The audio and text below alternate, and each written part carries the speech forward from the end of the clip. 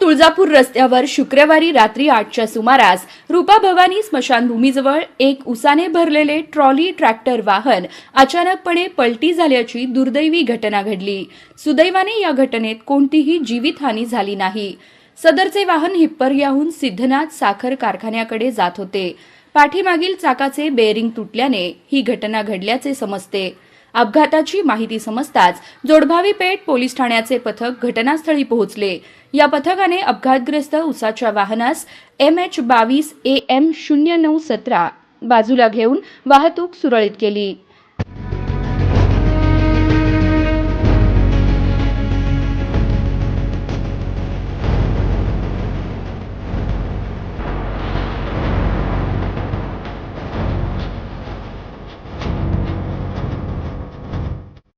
घटनास्थळी बघ्यांची मोठी गर्दी दिसून आली।